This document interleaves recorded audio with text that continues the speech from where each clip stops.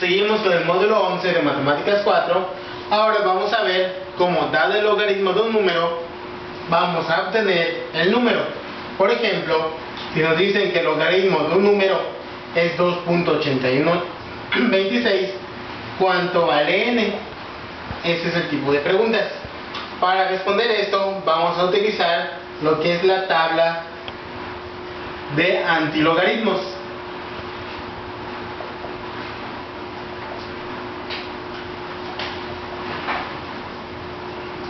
Que es similar a la tabla de logaritmos que vimos antes, con la diferencia de que ahora en la primera columna trae los números desde .00, .01, .02 hasta .99. Eso, como en la tabla similar, nos va a servir para pasar la parte decimal del logaritmo del resultado del logaritmo del número al número. Entonces, bueno, pues empezamos. En este caso vamos a considerar la parte decimal, que del número 2.8126 es simplemente 8126. .8126 es la parte decimal. Entonces los primeros dos dígitos son los que vamos a ubicar en la primera columna, que son el .81. Quedaría más o menos por acá, el .81. Como siempre, el segundo dígito va a ser la columna. El primero está haciendo la fila.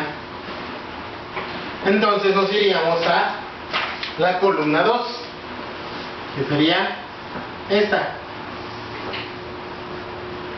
columna con esta fila. Entonces en esta posición estaría el número que nos interesa. Si ubicamos el .81 en la columna 2, el número que ubicamos es 6486.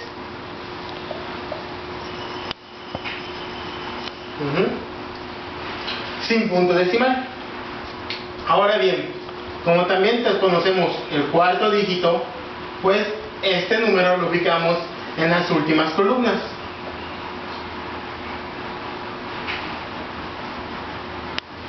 ¿Qué sería en la columna 6 de la sexta? ¿Qué sería?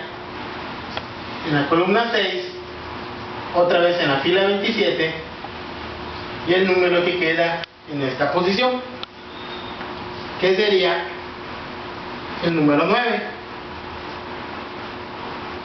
Y para el resultado debemos sumar estos dos números, que nos da 6486 más 9, nos queda 6495. ¿Ok? Y ese es el número. Ahora, como es obtener el número, pues lo siguiente sería ubicar la posición de referencia. Si recordamos, queda entre los dos primeros dígitos significativos.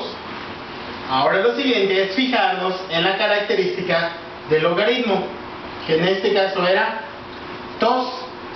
Y si recordamos qué significaba la característica, era la distancia del punto decimal a la posición de referencia.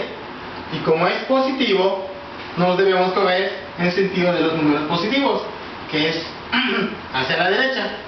Entonces de la posición de referencia ubicamos dos dígitos y en ese lugar colocaríamos el punto decimal.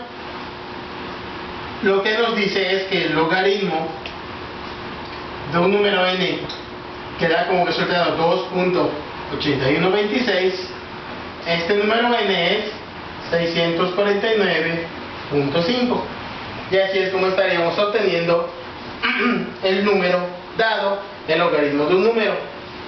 Entonces, como repaso de los pasos, primero es considerar solamente la parte decimal del logaritmo que nos están dando.